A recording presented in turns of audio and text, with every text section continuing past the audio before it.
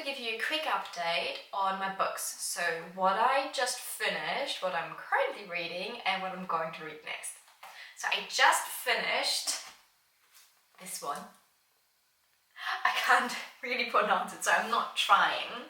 But this book makes it easily into my top 3 of the year, without even having finished the year yet.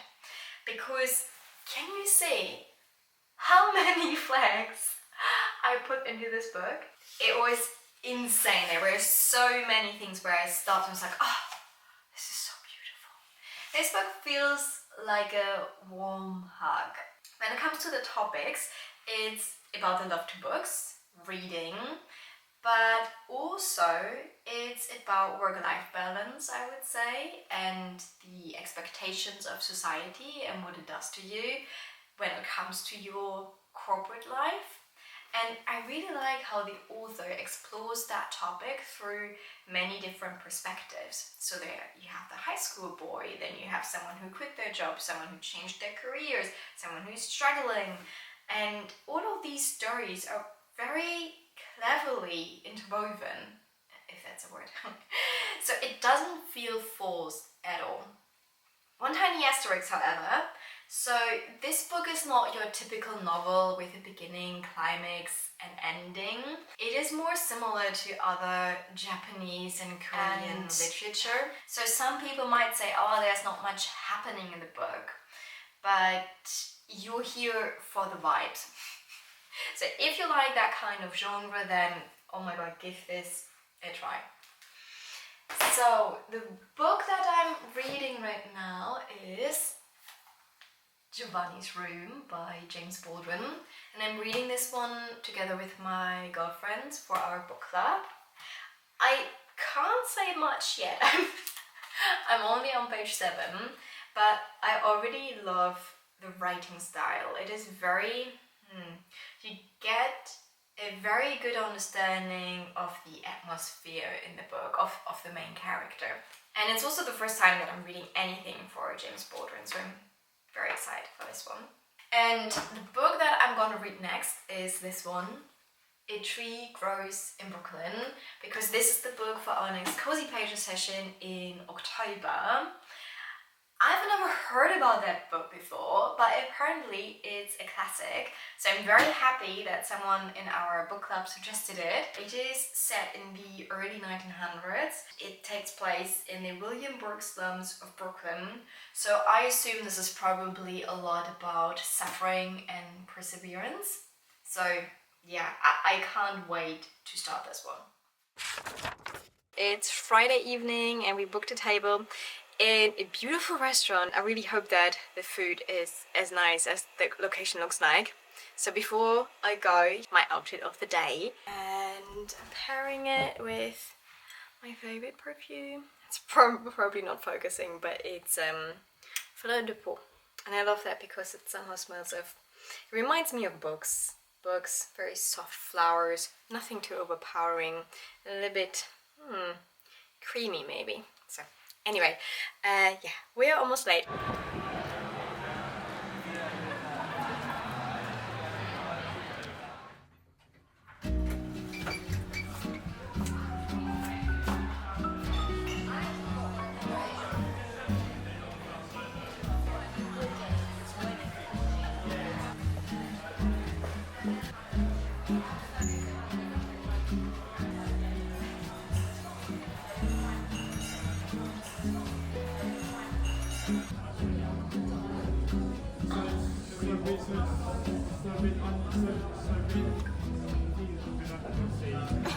You're talking, but you're actually not in the frame.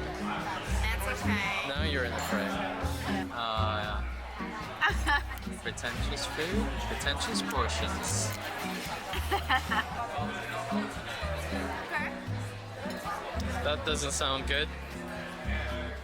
The only problem is, you mentioned earlier a burger, and now I constantly have black bear burger in my head. There you go, you're happy again.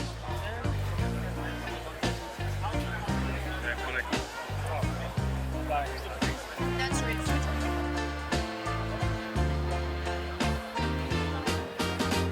You want I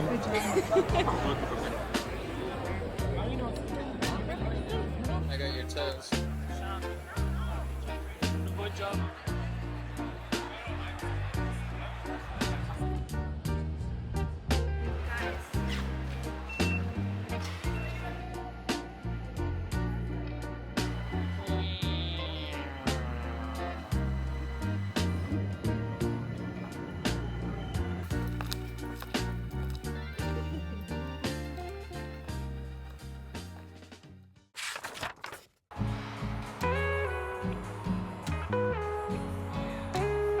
Could I please have one honey black tea iced?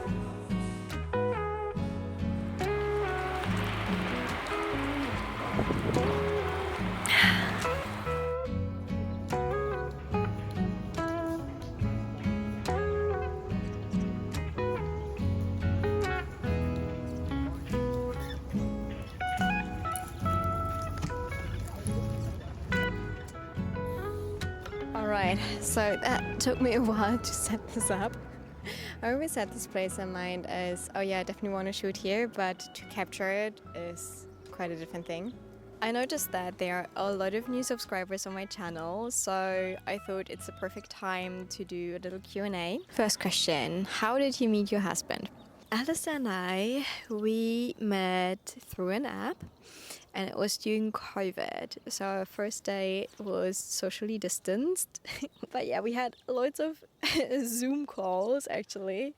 And yeah, we got to know each other a lot through playing these Christian kind of card games.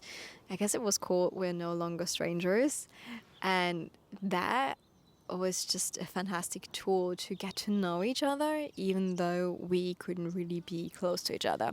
Do I have a GOODREADS? Yes, I am on GOODREADS, and I will put it down in the description box. Another question is, where in Germany are you from? So I'm from the northeast of Germany, a very rural area, Mecklenburg-Vorpommern. I forgot what it's called in English, but I spent most of my adult life in Berlin. What do you do for work? So I'm a legal operations manager. That means that I try to make the legal department within a company run as smoothly as possible. So usually that involves implementing software, but yeah, it's quite a dry topic. So let's move on to the next question. What did you enjoy in your teens? I loved going to mathematician Olympics, was it called, back in Germany. I loved doing that. I also love dancing. So when I was 18, I started competition dance in ballroom dancing and Latin American dances. So I was traveling around Germany, going to different competitions, and yeah, it was a great time. But then unfortunately in my early 20s, I decided to study law, and that was just so time consuming that I swapped it completely for the dancing. So I'm gonna pick one last question. How's your life really like in your 30s? Because of course we only see the best moments and not the behind the scenes and your struggles. I'd love for you to talk about how has your 30s been. I totally admit that in my videos you see the highlights, the nice things. And this is because I want to create little time capsules of happiness and joy that my husband and I can look back on. There are, of course, things that I'm struggling with. One thing is definitely my corporate job. To be precise, going into the office is for me a challenging experience because I'm very introverted, highly sensitive. Then put an OCD on top of that, and then you might imagine how I feel when I come home from work. And I also don't have the feeling that I can really show up like I really am. So there's always this corporate persona that I need to put on. But I think that it's just normal with every corporate job. And another thing, of course, is the pressure of creating. I limited the frequency of how often I post, but still, if I haven't posted in a week, I already feel this slight pressure. Sometimes I have actually struggled sleeping. I am actually stressing out about this a lot. And put on top a busy work day or just a very frustrating work day, I am leaning quite a lot on my husband, his support on these challenging days. But besides from that, I'd say that the 30s are the best part of my life, at least so far. High hopes for the 40s as well. It's just so much nicer than your 20s. I feel that I know myself way better now in my 30s. I started accepting my body how it is. I'm financially more stable. So yeah, I think being in your 30s is pretty sweet.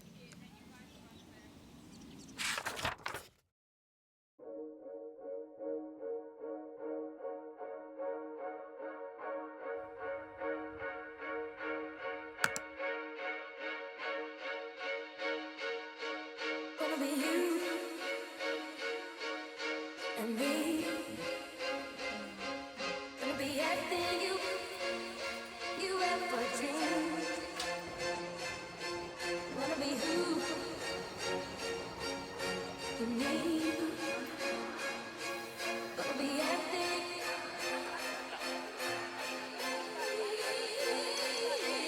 Gonna be you and me. Gonna be everything you ever dreamed.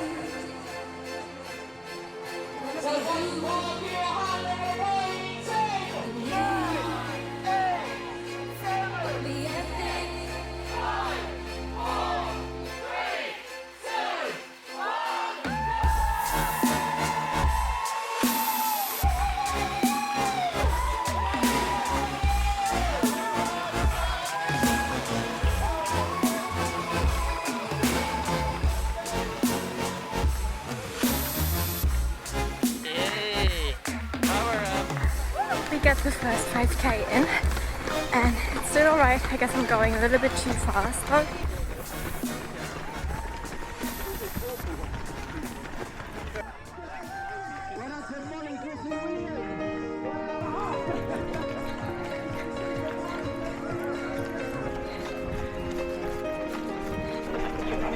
Love that! We got 11.6. We got 15 kilometers. Thank you. Really feeling it.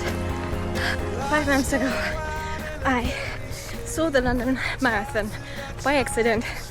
I was hearing the crowd and I was wondering what's going on. So I came closer and closer and I got goosebumps. I was tearing up. It was just such an amazing atmosphere. I never thought that I could be a runner because I was telling myself I'm not sporty, I have flat feet, simply not in the cards for me. Now there's only 1 kilometer left.